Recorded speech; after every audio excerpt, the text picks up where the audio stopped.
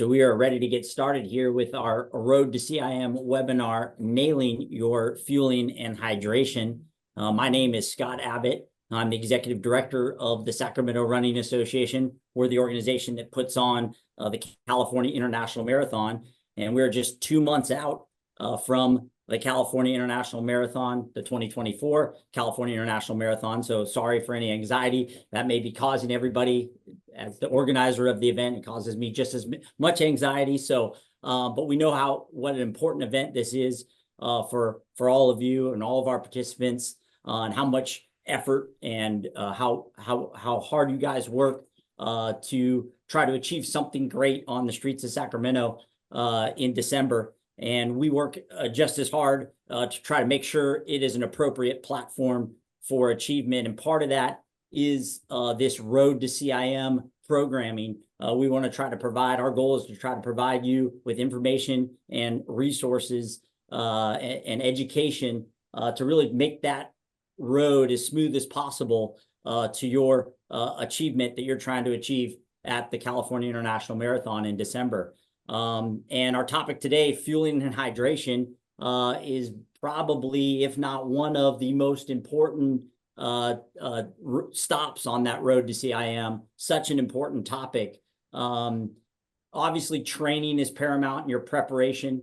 We expect that everybody, if you're watching this webinar, you know, that you're taking your approach to CIM seriously. So I have no doubt that you're going to show up on the start line physically prepared for the 26.2 mile challenge that is CIM. And if you do show up to the start line prepared, really there are only two things in your control on race day that can ensure your success, or on the flip side, potentially derail success for you. And that is your pacing and fueling and hydration. Those are really the only two things within your control on race day that can determine your success. And so we're really going to tackle one of those, fueling and hydration, here today on this webinar. And because we recognize how important that topic is, you know, it's important for us as race organizers to partner with best-in-class partners to work and work to bring you guys, our participants, the best possible resources, the best possible products for you to be successful in your fueling and hydration on the course at CIM. And in that vein, we have a major important announcement, especially for many of you guys that are connected with our event over the last few years, or maybe have long history at CIM. We have a new partner in the fueling and hydration space, and that is Precision Fueling and Hydration. And we are very excited about that. Like I said, we always want to partner with best in class, and we believe that fueling hydration, or precision fueling and hydration, is that. And most importantly, it's a new unique position for our event because we are unifying fueling and hydration under one partnership roof. And we really feel like that provides the best opportunity for our participants to be successful on race day with that all-important fueling and hydration. And on this webinar, we're going to get to jump in, learn more about Precision, what's available on course, how to use those tools to have a successful fueling and hydration plan at the California International Marathon. So with that, without further ado, let's dive in here and meet our panel that is going to guide us through this all-important topic. And let me just say, make sure you got your notebooks ready, because this is an outstanding panel, maybe the best that we can assemble for this topic. I'm very excited to bring this group to you. Just a reminder, my name is Scott Abbott. I am the Executive Director of the California International Marathon, and I want to introduce, or allow themselves to introduce, the other people who are going to be walking us through this topic. So let's start with you, Andy. Can you introduce yourself, please? Thanks very much, Scott. Yeah, my name's Andy Blow. I'm the CEO and founder of Precision Fuel and Hydration. I have a background in sports science and exercise physiology. I was a triathlete for many, many years. Thankfully, I'm fully recovered now. I have run a few marathons, most of them at the end of a triathlon. So I've run a couple of standalone marathons, and I think the the best one I did was running with a friend of mine who I can say that I paced him to a world record. Now that the world record was running a marathon wearing a 40-pound military rucksack. He's a parachute regiment officer raising money for the paras, and he ran 3 hours, 20 minutes in London about 10 years ago. And I had the pleasure of running around with Mike. Running marathons has always been a part of my life. I'm a lifelong endurance athlete. I've watched my dad in the 80s and 90s run the London Marathon many times. I actually saw him as well genuinely collapse hypoglycemic at the end of one of the races, because back in the day you didn't eat when you ran a marathon, and so kind of gone full circle on that topic now with providing gels and drinks and advice to people doing it. And Scott, from our perspective, we were absolutely stoked when the CIM reached out to us to partner for this race in 2024 and beyond, because through Mario, through people like Tina that we know in the US, we've always seen it as such an amazing event, such a high quality event, and the opportunity to come along and be part of it and help everyone is absolutely blowing us away. So thanks for the opportunity. Thanks, Andy. Next, Tina. Hi, my name is Tina Muir. I am so excited about this partnership between CIM and Precision Fuel and Hydration. I adore just the ethos and the people behind each, including the people in this room. So I'm just excited to be here. And I am a former elite runner. I ran for Great Britain. And I actually ended up running my PR at CIM. So that is forever a special race for me. I will share a bit later that it wasn't the day I thought I was ready for, and I still believe to this day, and nutrition was a part of that. So I think I have some things to share there.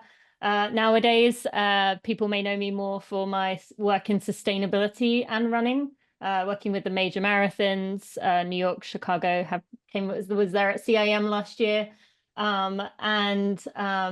Now I tend to do a lot of running as a guide. Oh, thank you, Scott. I'm an author. And yeah, just excited to be here among everyone today to help you get to your best race. So yeah. Thank you, Tina. Welcome to the panel. And Mario. Thanks, Scott. Hi, I'm Mario Fraioli. I'm a Bay Area-based running coach. I live just north of San Francisco, about 60 miles outside of Sacramento. I've called the Bay Area home for a little over 10 years now. And in the amount of time that I've lived here, I've coached well over 100 athletes, to CIM specifically. I've run the race twice myself, 2015, 2018. It is the home of my marathon PR. I ran 2:27 there in 2018. So like Tina, very special day and place for me. I've just had so much admiration for the team at CIM, because it's one of those races that it's not a major. You don't have 30 or 50,000 people there, but it feels big time when you're in town. And I think the Sacramento Running Association just puts on a phenomenal event. So I've been fortunate to be a part of it as an athlete, as a coach. And now these days, since I haven't run it since 2018, I'm always on the sideline supporting my athletes that I have running the race, many of whom have qualified for the Boston Marathon, have set personal bests, have qualified for the Olympic trials, that sort of thing. I also write a newsletter called The Morning Shakeout, which comes out every Tuesday, has so for the last 9 years, and also hosts an occasional podcast of the same name. And what I'm particularly stoked about is this partnership with Precision Fuel and Hydration, because I've known Andy and the guys at Precision since, I think, Andy, 2016, 17, before you were even Precision Fuel and Hydration. It was just Precision Hydration at the time. And Andy and his team have long been supportive of me and my work, but their products have been, crucial for me as an athlete. Even before they had gels that they offered, Precision's products have been a major part of my sports nutrition plan. And when they launched the gels in 2020, I believe I was one of the first folks here in the United States to kind of sample them and test them out and help with the development of them. And I mean, there's a lot of great sports nutrition products on the market today, but I truly believe that Precision is best in class. And so, to see this kind of marriage of one of my favorite events and just one of my favorite brands, because aside from having just best in class products, I mean, as you'll learn later in this call, like Andy and his team are just so knowledgeable and so helpful. And like the amount of resources that they provide athletes, from the fueling and hydration planner to all of the stuff that are on their blogs, the videos, etc.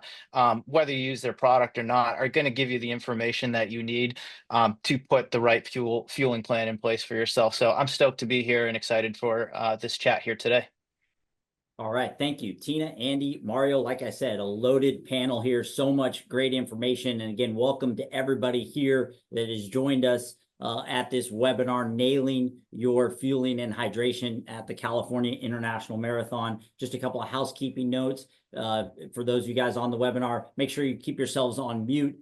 We are gonna, I'm gonna fire off some questions to the panel, but we're gonna set some time at the end for Q&A to answer some of your guys' questions. If you guys have questions, just drop them in the chat.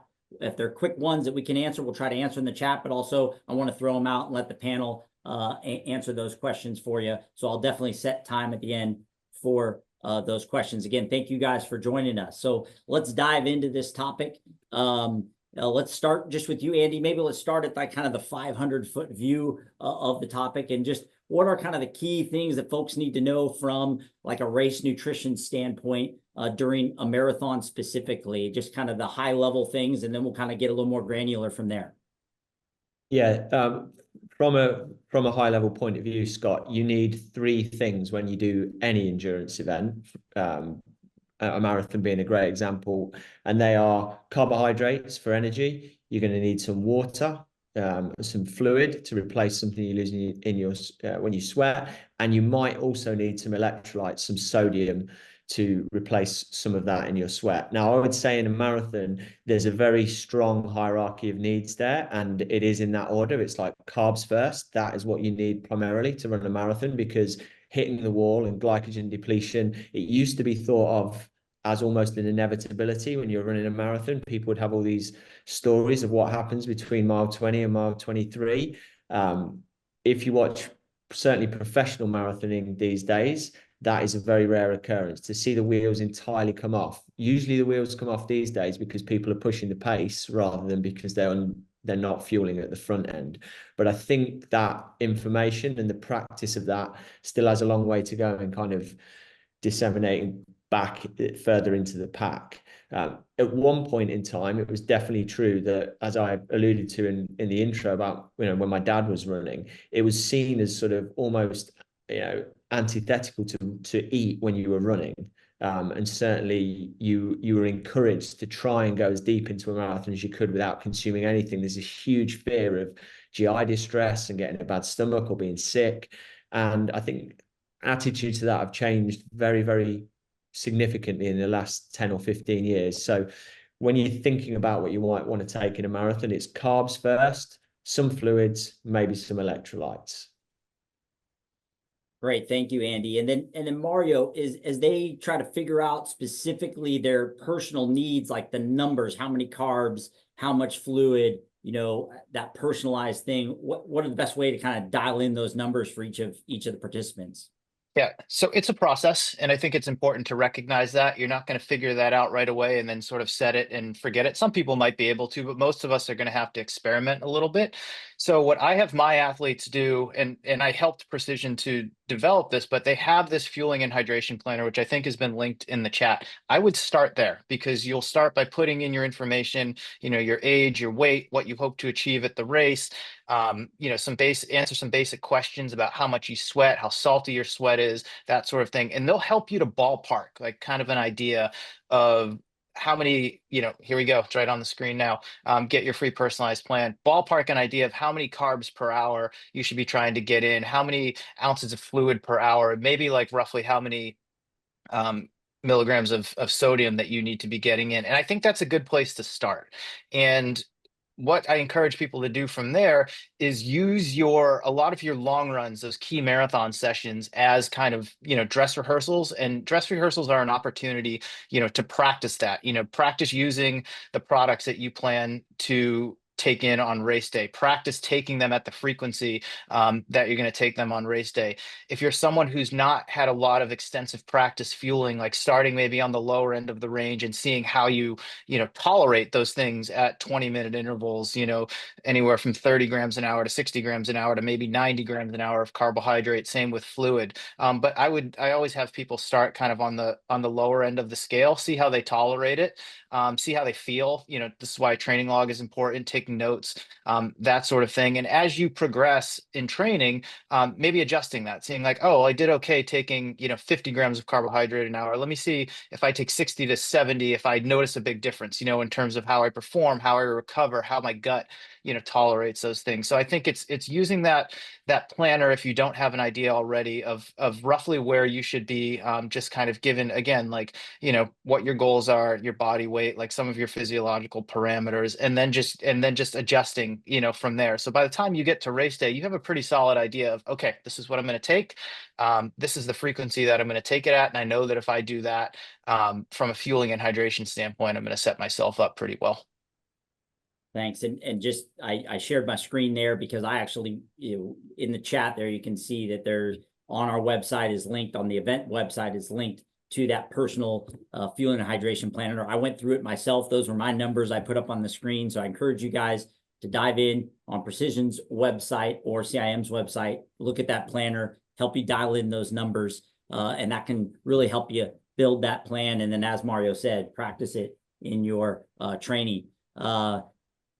Just a reminder to everybody, we have Precision Fueling and Hydration here as part of this nutrition and fueling webinar. They're our new official product of the California International Marathon. They're going to be featured on course. Next, let's talk to Tina. Tina, you mentioned having your PR at CIM. That's awesome. We're super excited. We call ourselves the PR factory. So to have both Mario and Tina earn their PRs at CIM is great for us.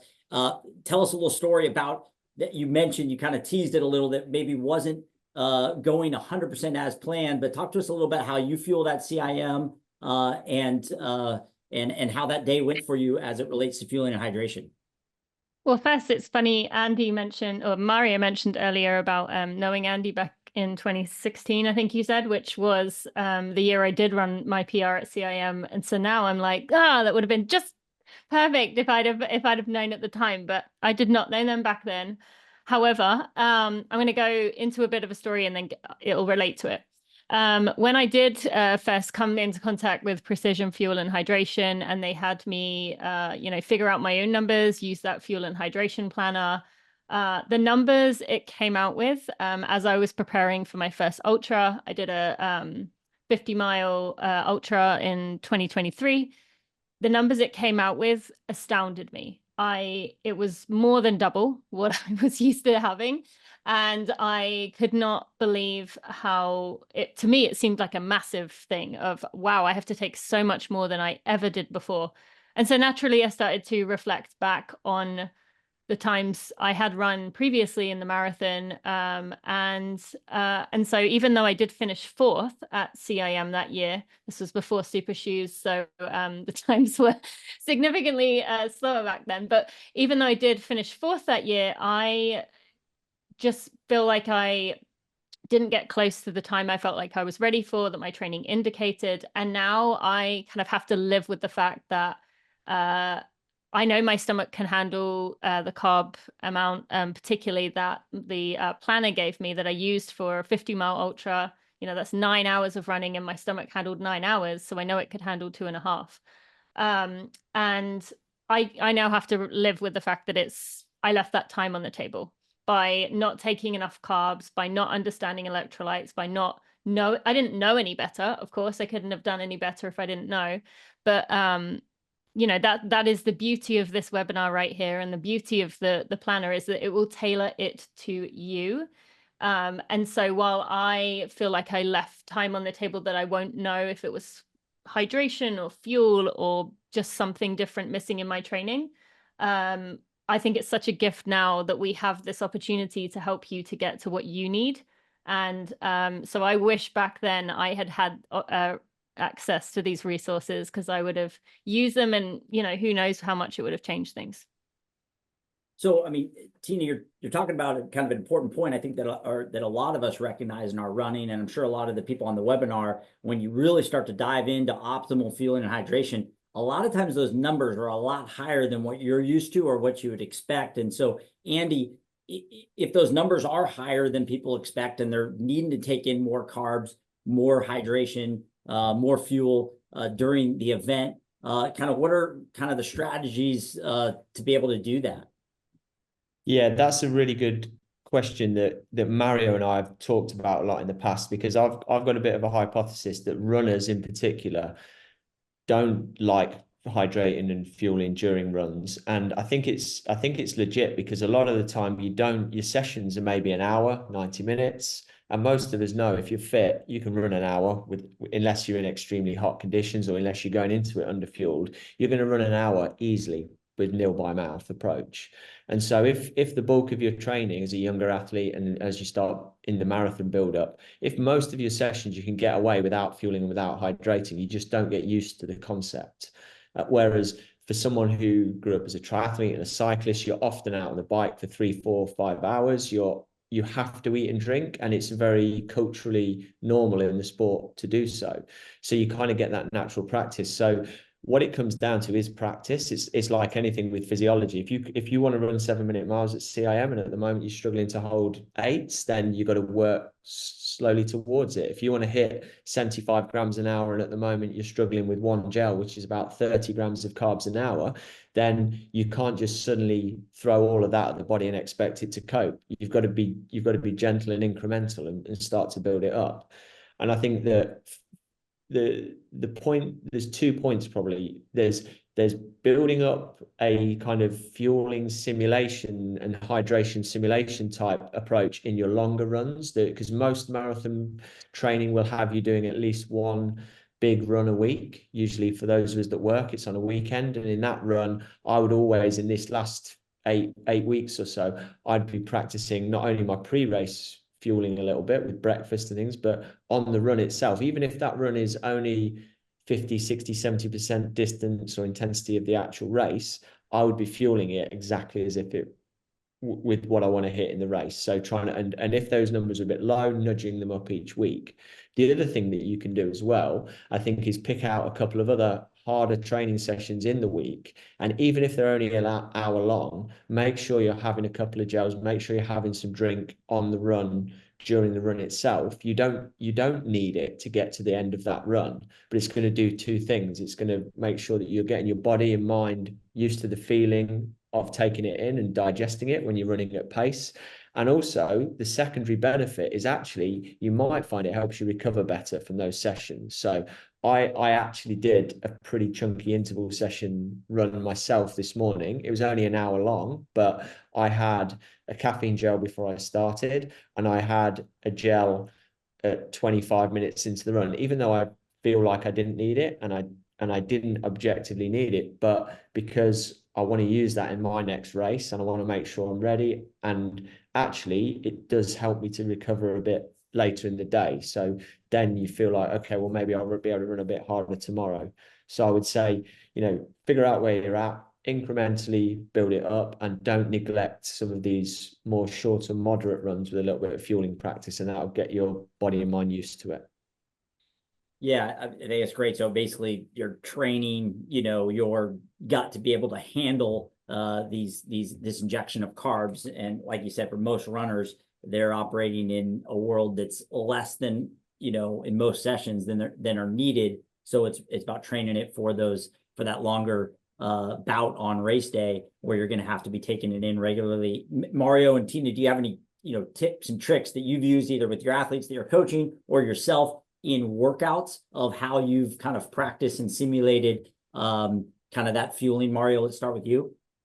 Yeah, so everything Andy just said, I think is on the money in my own experience as well, and exactly how I would prioritize it. I think the main thing when training for a marathon most people, most weeks are going to be doing a longer run. And especially if you have a performance oriented goal, you're probably going to do quite a bit of running at around your goal race pace during that. So I think treating those as sort of simulation sessions and taking in, the amount of fuel at the frequency that you plan to do so on race day is the most specific thing that you could do. Hugely important, but you can't neglect the rest of the week. So then I think going on down that prioritization standpoint, it's like those other key sessions. Usually it's going to be for marathon training, some combination of a track session and or a tempo run, right? At some point during the week, in addition to that long run, when you are running at a higher intensity, and your body needs that carbohydrate when you're burning hot like that. So one thing that I do if I'm at the track,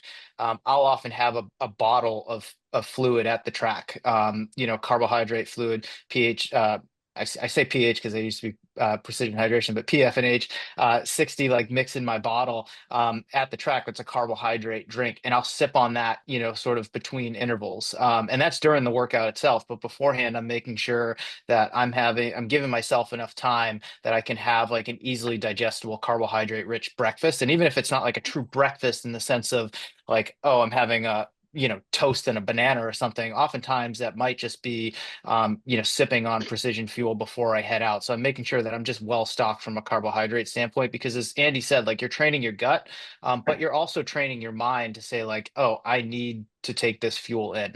So I think it's doing that during those other key sessions. And then also, even if you're just going to go out for an hour run, and again, like Andy said, you may not need that fuel before or during, but what you'll find is, that's a great opportunity to practice like taking this in and let your body process it, and your mind telling you like, yes, I need to be taking this at regular intervals. But and this is more anecdotal than anything else, but I've seen it with myself and I've seen it with my athletes. The biggest difference, like, yes, I notice I can sustain performance, but recovery when you're fueling working muscles well is so much better coming out of it, especially those longer sessions where you're really kind of draining the tank pretty low. I mean, it's been a night and day difference for myself as a marathoner, but I hear it from my athletes all the time. Like that's like one of the, like, I nailed the fueling on the long run, and that's like some of the best that I've ever felt. So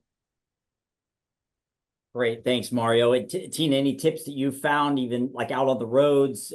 Mario mentioned on the track and having that bottle, but in some of those long runs, any tips that you've had in your training to allow people to kind of practice what they're going to be able to do on race day? Yeah, so Mario, kind of piggybacking off what he said there, one of the things that I have found just talking through other runners who have asked me about various things over the years is one of the, like, as Mario said, the long run is the most important there, but also that, as Mario said, the midweek session, the tempo particularly, or when you're running at your race pace or below race pace, you need to also get used to being able to take a gel at speed while you're breathing hard. And I feel like that's something that people often don't practice because they think the long run is the key piece, but often in the long run, you're running either a slower pace than race pace, or you're only getting there towards the very end when you have maybe already taken your last gel. So I definitely would encourage people that midweek workout or the high intensity workout to literally, the good thing about precision gels is they go down super easy. It's not like a kind of thing to go down. So that's the nice thing, but you still want to get used to practicing just even literally the folding it up or however it works best for you, so that you've got that down on race day. And so it's not a new skill that you're trying to learn while running at your fastest pace. mm-hmm.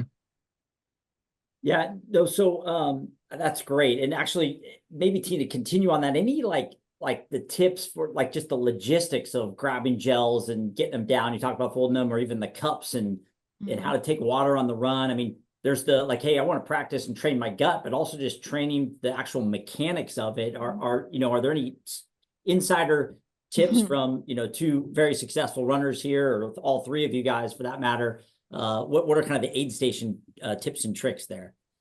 Yeah, I mean, I think I would imagine at this point, most people have heard with the cups, the biggest thing is to do the pinch, to get the cup and use your thumb and your first finger to kind of pinch it into a V, so that you're not trying to, it's not going to slosh all over your face as you're trying to drink it down.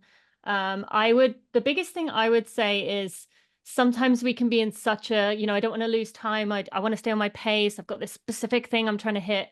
It is better to slow your pace, to make sure you get your fuel down, to make sure you're not choking in a ton of air while you're doing it, and then be able to pick up the pace to catch yourself back up after, than it is to try and, get everything down while spluttering and weaving in and out of people and wasting a ton of energy. So that's the biggest thing I would say is, that doesn't mean you may decide to walk, you may not, but like just slowing yourself to where you can comfortably take it down, I think is the biggest thing. And I think one thing I just, from my environmental side view, is help the volunteers out by trying to CIM has the nice bins that you can try and throw your cup into if you want to make it a little fun while you're doing it. The cups are compostable as well, so that's good. So yeah, those are the biggest things I would say, and I'm sure the other two have great advice.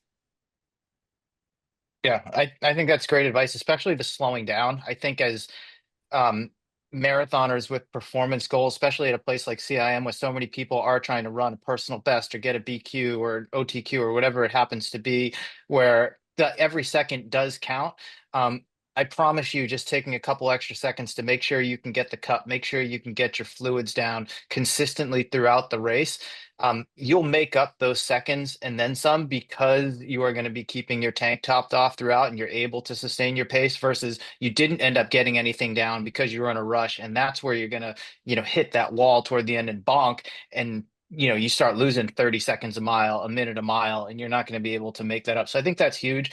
One thing for me, I've spent some time, in addition to running 15 marathons, I've run a bunch of ultras as well. And when I was training for ultras, because you're out there for so much longer and you're often not near water sources, you've got to be pretty self-sufficient on training runs. So I got comfortable carrying at least a handheld water bottle. And sometimes I would even have a hydration pack on if I were out long enough. And I've taken that, for myself when I was training for CIM in 2018, but also like I encourage my athletes, because runners don't like to carry anything. They want to be as light as possible. They take a lot of pride in that. And I say, just, like that you're not setting yourself up for success there. Like, get comfortable carrying a handheld. You don't necessarily need to do it during the race, but when you're out on a training run, you don't have volunteers handing stuff out to you all the time. You have to be self-sufficient. So I think it's just learning to be able to do that, because then on race day, especially if you've been training with the stuff that's on the course,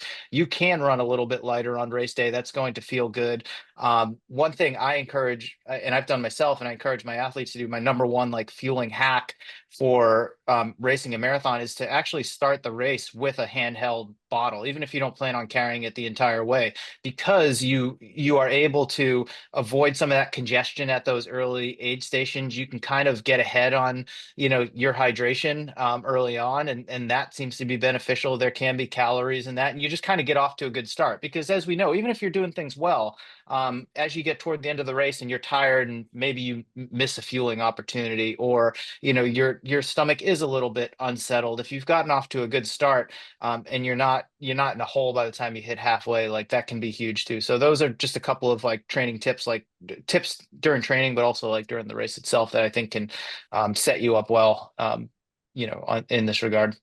Yeah, that's a great hack, Mario, on a number of different fronts. Teen actually just posted something in the chat about a handheld bottle, and it is great from a sustainability perspective. We do have, compostable cups on course, but starting with that handheld can be huge. And we'll talk a little bit about kind of starting with your tank full and doing things early to benefit yourself later, a little bit later here. But we're talking aid stations here. Let's actually dive into what's available on course. Just to remind everybody, new partnership here at California International Marathon, our new official fueling and hydration products on course is Precision Fueling and Hydration. We are super excited to be unifying fueling and hydration under one partnership roof here. And it allows you to kind of separate your fueling and hydration, but using the same products. And so, Andy, maybe talk a little bit about the aid stations, what's available on course, what products are available throughout the course at CIM. Yeah, so as I understand it, Scott, we've got 17 aid stations along the course, all of them have got hydration, which is water, and it's also pH 1000 electrolytes. So luckily they won't hand you a handy tube of these to mix them up as you're going along. It will be pre-mixed and in cups. So you can get electrolytes and water, or you can get water alone at 17 aid stations. And then at 3 aid stations at 6.4, 13.6, and 21.4 miles, we've got 3 of our carbohydrate energy products. So the first one is we've got the PF30 energy gel. So that is 30 grams of carbohydrate in that one. We've got the PF30 caffeine gel, which is exactly the same, 30 grams of energy, but it's also 100 milligrams of caffeine in that. It's the one with the sort of bronze colored stripe across it. And then we've also got 2 different flavors of our energy chews. And I'll open these on the call so people can see them. But these little energy chews are 2 little blocks. So they total 30 grams of carbohydrate. And inside the packet there is a little block like that. So this one is one of our mint and lemon ones. So you've got mint and lemon. And we've also got original flavor ones, which are just essentially flavorless. And it's the same case with the gels, actually. They don't have any flavor added to them. They taste a little bit sweet because they are obviously a sort of a sugary carbohydrate base. But we don't add any flavor to them. So they're very, very neutral. One of the big questions that we've been getting about the partnership from a lot of people is around the fact that a lot of runners will be used to having a drink which has also got calories in it, so a carbohydrate electrolyte drink, something isotonic, versus the pH 1000, which is actually no calories or very close to 0 calories. And the reason we do that, or the reason we sort of promote the idea of getting your energy from gels and from chews and the electrolytes and fluids from something like this is to do this idea of decoupling. So on any given day, we talked right at the start that you're going to need 3 things. You're going to need carbs, you're going to need fluid, and you might need sodium. Now, if you've got all of those 3 things coming at you in a bottle, so in the form of a drink, that can be okay. But if it's a very hot day and you need to drink a lot more, you can end up, for example, overwhelming your stomach a little bit with too much carbohydrate because you're thirsty and you want more liquid. On a cold day, however, you really might not feel thirsty at all, and your fluid needs and electrolyte needs might be really low, in which case, if you were trying to get all of your calories in, or the majority of your calories in through a liquid, then you're going to end up falling short in terms of how much carbohydrate you need. So from a simple logistics point of view, getting the majority of your energy from these and these, or from some other carbohydrates that you're carrying, and then picking up water or water plus electrolytes at the drink stops, is the best way to manage that situation dynamically. So it is something that people were going to need to remember, and it's worth emphasizing on the call, though, is your energy is going to come in the form of gels and chews if you're picking up what's on course, and you're going to get fluids and electrolytes, but no calories from those drinks. So it's worth playing around with in your own training. It's another reason to play around with that in your own training to make sure that you get that exactly right. That's great information. And just to recap, we do have those 17 aid stations on course. They will all have hydration, so water and electrolytes, the precision hydration electrolyte drink. And then the 3 stops with fuel. Those are at 6.4 miles, 13.6 miles, and 21.4 miles. Those 3 stations will also have fuel in addition to those hydrations. And just from a race logistics standpoint, the mechanism of how those are laid out, when there is fuel at a station, the fuel always comes first. The gels will be the first things that you get. The 2 gels, as Andy mentioned, there's a caffeinated gel and an uncaffeinated. The volunteers will be holding those gels. They will announce whether they're holding a caffeinated or uncaffeinated gel. So you can just grab and go on those. And then the other fuel will be self-serve after that. There's the chews will be on the table. And then we also have fruit at those 4 aid stations. So if you're looking for something else to kind of mix up the kind of taste and what's going in your stomach, we'll have fruit. So the gels, the chews, the fruits, and then the hydration products come. And at every hydration stop, the electrolytes are always first. Precision electrolytes come first. And then the last thing at every aid station is the water. And a note about the electrolytes and water at the aid stations. The electrolyte drink, the precision drink, will be in a precision branded cup because it is a clear liquid as well. So that you're not confused by whether you're getting an electrolyte drink or water. The precision will be in a precision branded cup. And then the water will be in a plain white cup. And also the volunteers will be announcing electrolytes or water. But just knowing that order, fuel comes first, then electrolytes, and then water is always last. And at the aid stations, always there's medical and toilets as well. And that's kind of what an aid station looks like. I did share a screen there to show you the matrix on our website of where all those aid stations are located on course and what's offered at each aid station. Let's roll back just a bit before we continue to dive into some of these numbers. This has been great information, but I actually think a really important point that can't get lost. You can have this great fueling and hydration plan on race day. Getting I looked at my personal plan and that's like 70 grams of carbs an hour. We talked about that being a higher number maybe than some people are used to. That could be 2 gels an hour then that I'm trying to get in. But for that to work though, you kind of have to start with your tank filled. And let's talk about the final 24 to 48 hours leading up to race day and how important that is, especially for people that are traveling. It might be outside of their normal routine, but then also race morning, you're getting up at maybe 3 in the morning, getting on a bus, getting to the start line. If you don't have a proper breakfast or aren't fueling properly and you get to that start line and then you're standing at the start for an hour and a half or so, you may be starting on empty. And so, what are some tips and tricks that the runners should be doing in those last 24 to 48 hours to make sure that they've created a baseline for themselves so that fueling and hydration plan can be successful? Andy, let me maybe start with you, but then I would like all three of you guys to chime in on this one. Yeah, definitely. This carb loading is a phrase that everyone, I'm sure, will be basically aware of, but understanding just how much carbohydrate you need to take in the last 2 days to really effectively carb load is certainly something I think looking back, I used to underestimate as an athlete. And really, carb loading is the process of stocking all of your muscle glycogen stores right to the max, because they're the primary energy stores that you're going to use on the day. And you can start stocking your muscle glycogen at least 2 days out from the marathon. And it used to be thought, back in the 70s, 80s in particular, that you used to have to deplete carbohydrates in the days leading up before you loaded in order to get what they call a super compensation effect. So it wasn't uncommon to see marathon runners go on a really low carb diet for a few days, still do some longish runs to really deplete their muscles, makes you feel really lousy, really awful, and then you sort of start restocking. In more recent years, that theory has very much been disproven, and although it kind of sticks around in folklore, the recommended approach now is that just as you taper your training in that last week, you start to gently increase the amount of carbohydrates that you're taking in. And then in that last 48 hours before the race, you really do ramp up the amount of carbs. And in order to do that, you're looking to hit, you'll have to excuse my metric numbers here, but 8 to 10, maybe even for some people, 12 grams of carbohydrate per kilo of body weight.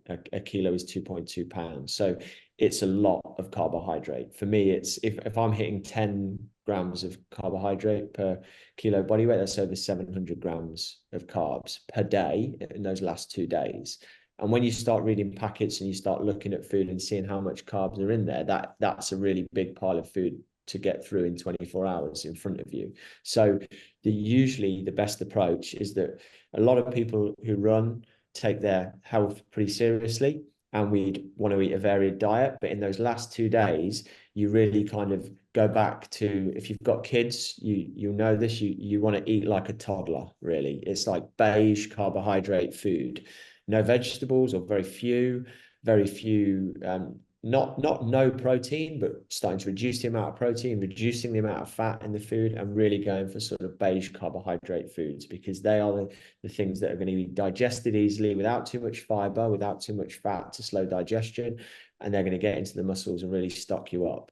And again, this is one of those things where if you've not carb loaded before properly with a bit of a scientific approach, if you've not looked at the numbers, I would urge people to do that. Have a look at what 10 grams of carbohydrate per kilo body weight looks like per day for 2 days, and then try it before one of your big training runs in the build-up so that you can get used to the feeling and figure out what you're going to eat. For me, it means relying a lot on, breads, white rice. I used to eat a lot of pasta. I actually eat a lot more rice now. That's a trend that I've seen with a lot of the pro cyclists that we work with, and I've actually found that you basically get more bang for your buck in terms of how much mass of carbohydrate you get versus the amount of food you're having to eat.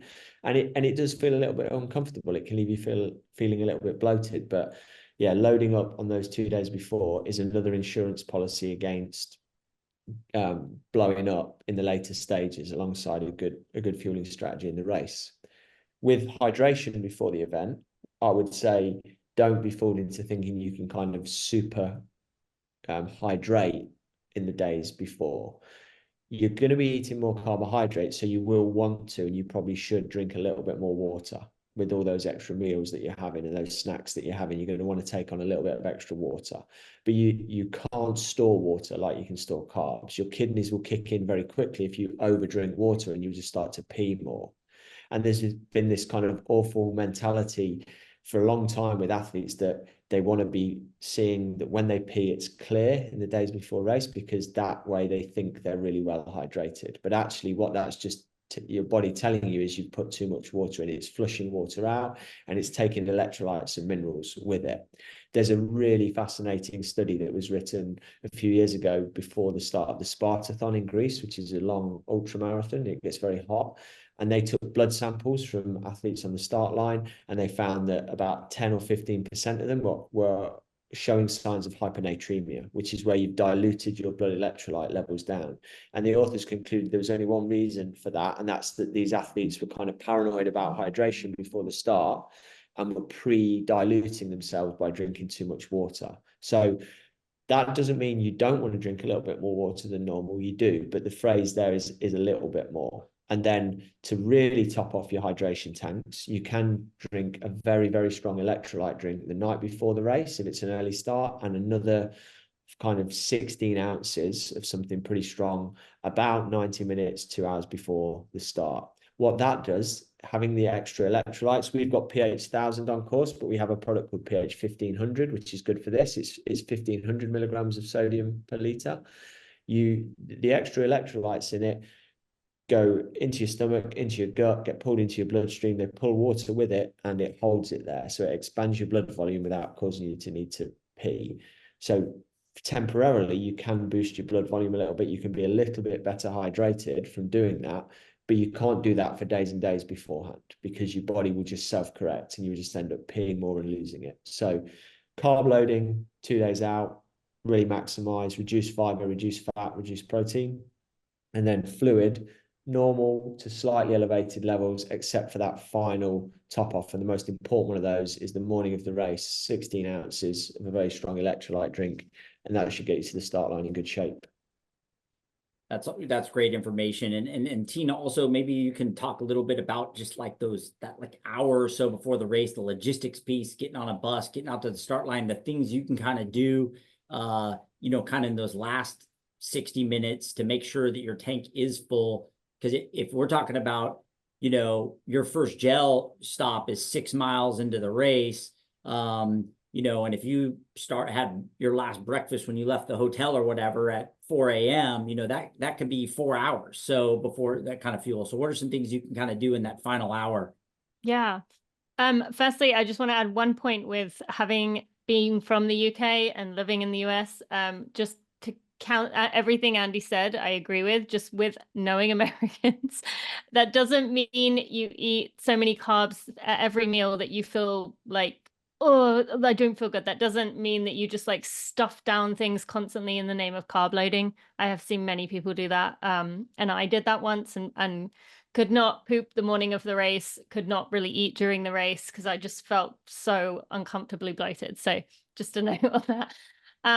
But in answer to your question, I think that this is a really good example of, we talked about maybe starting the race with a handheld, or at least having your reusable bottle with you in your bag, that you can have the pH, the PF carb mix that comes in a packet that you can have yourself and practice with it, that Mario talked about around the track.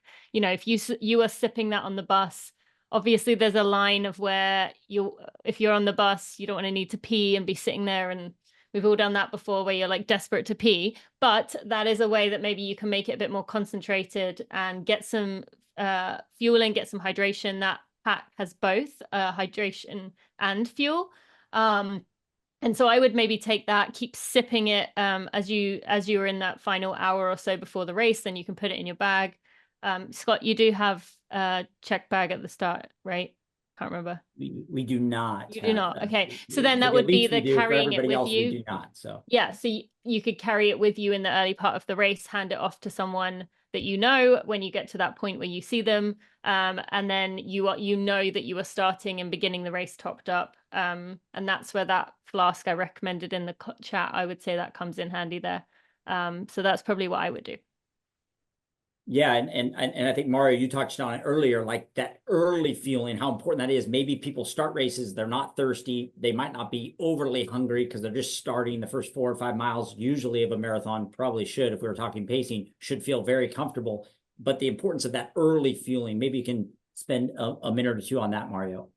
Yeah, again, I think it's something you want to practice on your long runs leading up to the race, just so that's normal for you. I mean, one of the biggest things I hear from athletes is, I don't take my first gel until 16 miles or 18 miles. And at that point, it's too late. You've kind of already drained, the tank pretty low at that point. And it's like, it will help you, but, your stomach is probably going to be in distress at that point.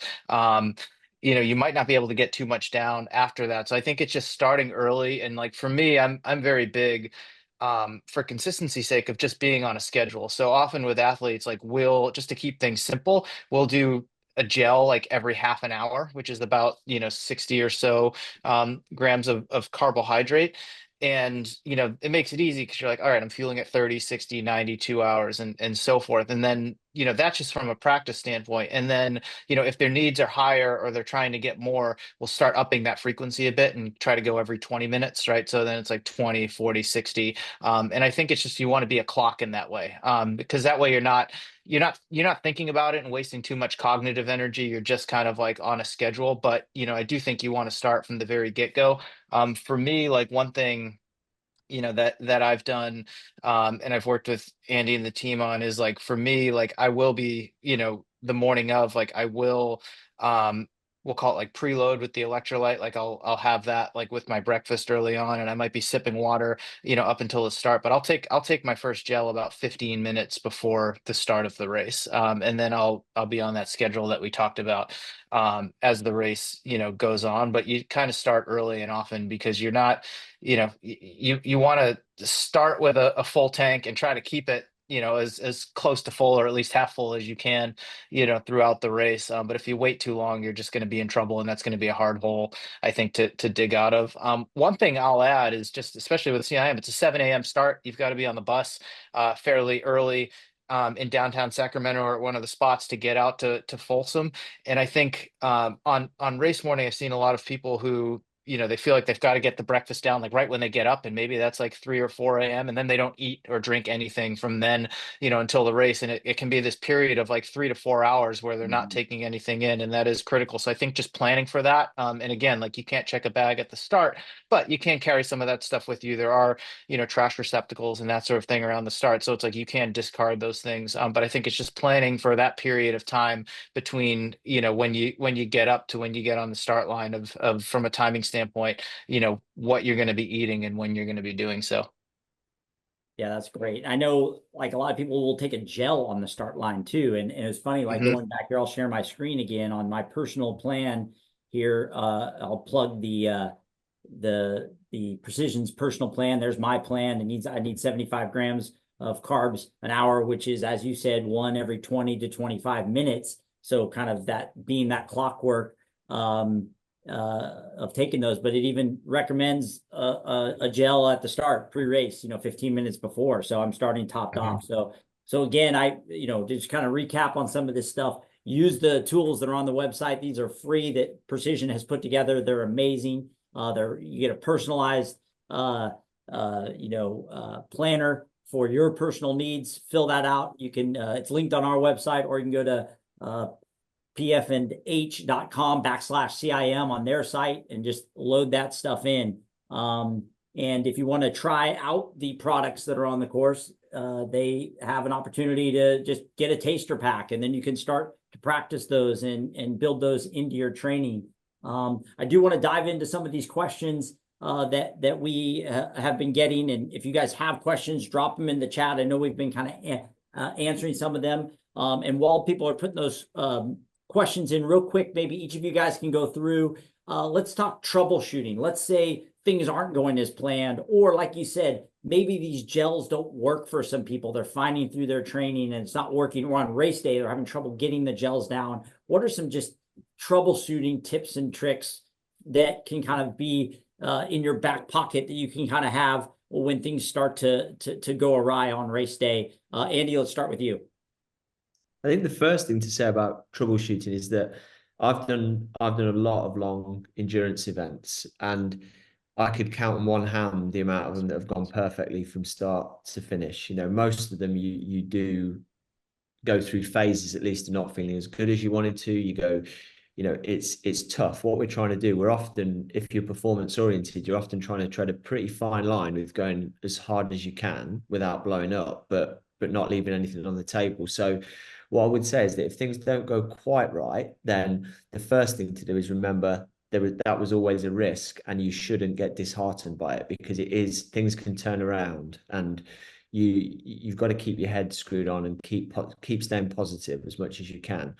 Quite often, I'm trying to do at all times in a race, I'm trying to do a mental inventory of where I'm at. Like, am I on pace with where I wanted to be? Is that still realistic?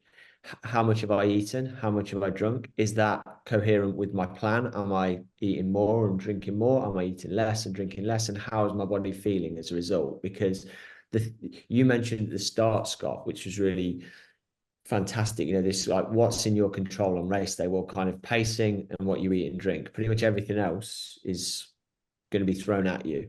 So the things you can usually do, slow down a little bit, especially if you feel like you're going a bit hot.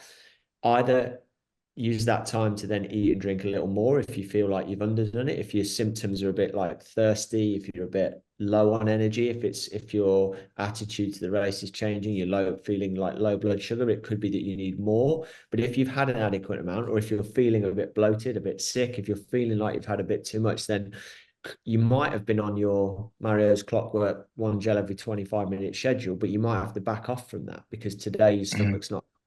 So a plan is what's Mike Tyson's thing about everyone has a plan until they're punched in the face. The marathon is going to punch you in the gut probably, and you've got to just be prepared to flex it a little bit. So yeah, I would say, yeah, be positive, slow it down a little bit, assess whether you need a little bit more of something or a little bit less of something, dig in for a while, see how you feel, and go into problem solving mode. Whatever you do, don't let your head go down. Don't just kind of give it up. I see people sometimes, their head drops, they stop fueling, they stop hydrating, it just becomes a trudge, and it's just a walk to the finish. And I think oftentimes, if it's not going quite right, it's way more salvageable than you thought it was. So just calm it down, stay positive, and keep putting one foot in front of the other.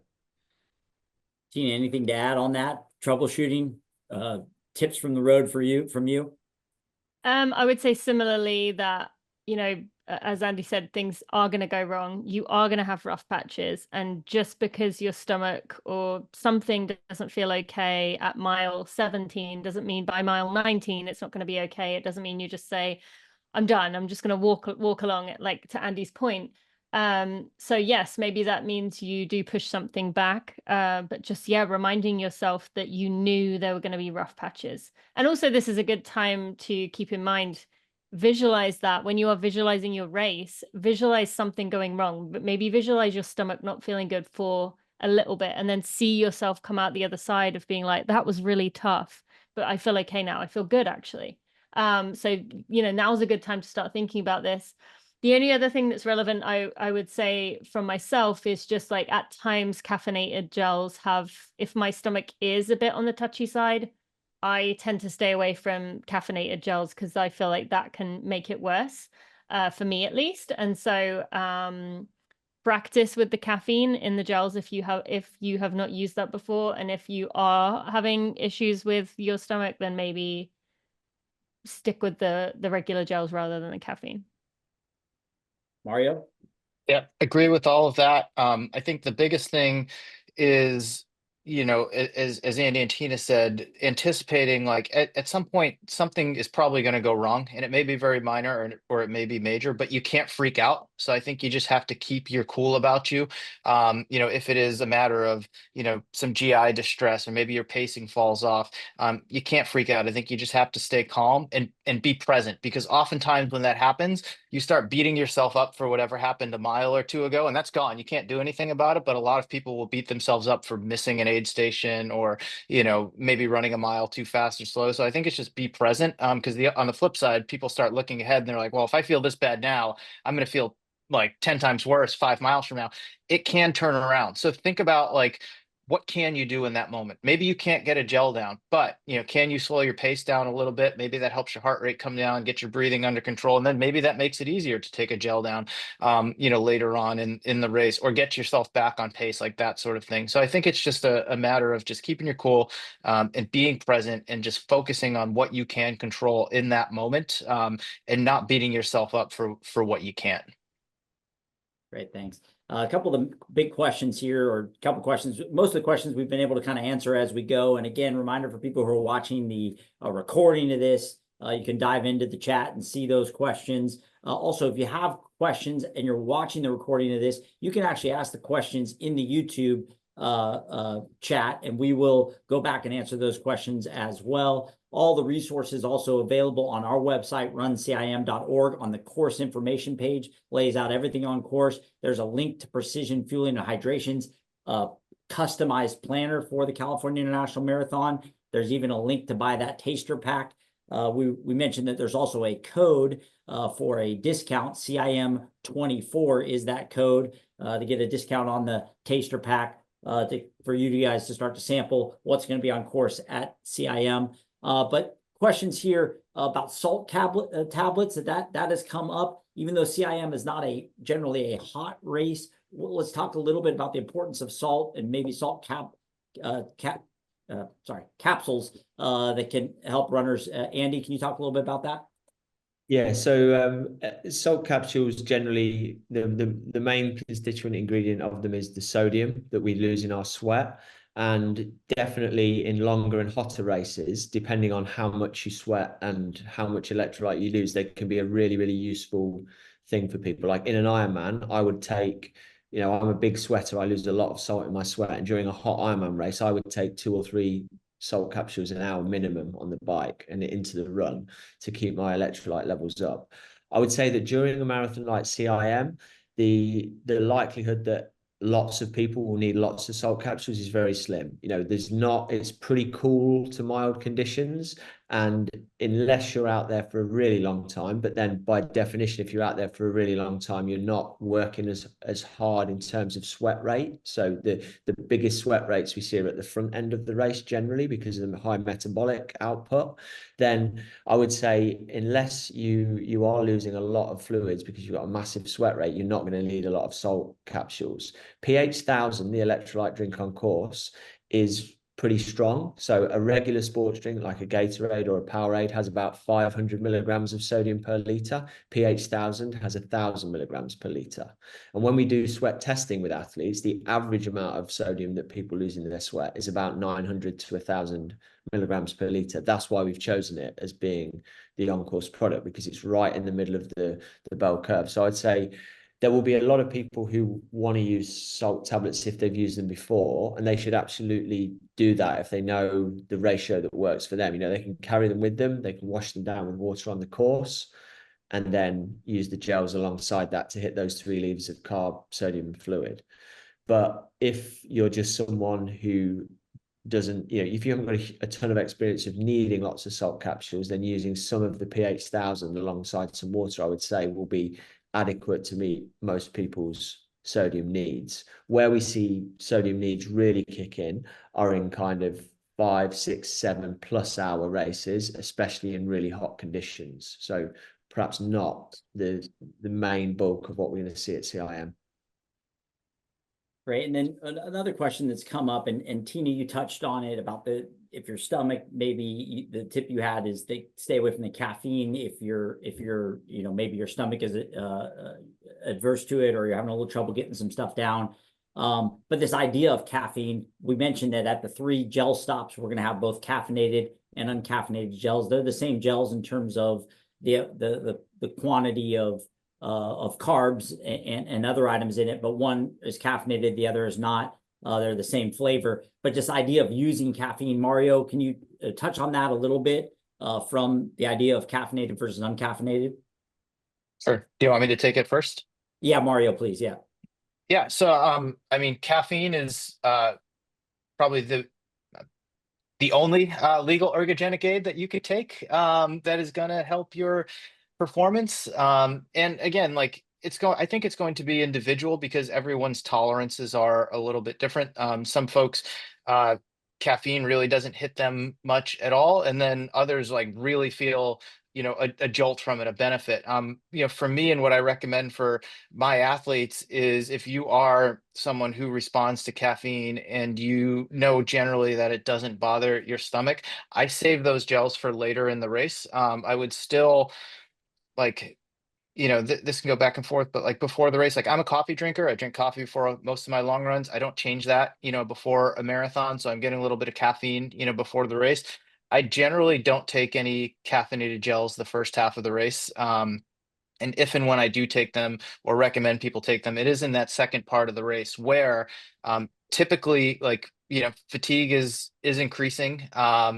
Cognitively, you're starting to break down just a little bit, and it can help you, maybe get this feeling of energy, but also just sharpen your focus a little bit more toward the end of the race in that second half when you've really got to concentrate on putting one foot in front of the other, maintaining that pace. And even then, I recommend folks take them every other gel that they're going to take rather than every one. Some folks might be able to take 2 in a row, but that's that can be a lot of caffeine as well. So I'd make sure that that you can tolerate that amount that you plan on taking, but generally I'd save it for the second half of the race, which is when it's going to benefit you the most. Thank you. And I just, want to take this opportunity. I mean, this is a topic that we could just keep rolling on, but this has been outstanding information. We've recorded this. This will be up on our website. If there are other questions that pop up, you guys can ask the questions, as I said, in the YouTube chat. Remember to visit those resources on our webpage, on our course information page, and also on Precision Fueling and Hydration. Just to recap here, I want to thank Tina Muir, author of there it is, Becoming a Sustainable Runner, also Running for Real podcast, outstanding resource for us, and also a former CIM top finisher who earned her PR there. Mario Fraioli, great coach here in Northern California, also with the Morning Shakeout podcast and newsletter, a great endemic resource. So those of you guys who don't receive that newsletter, please sign up for that now. You can't get any better information than what Mario puts out on a weekly basis. And then Andy Blau, thank you for joining not just this podcast or not just this webinar, but the CIM team. Again, Precision Fueling and Hydration, best in class in our opinion.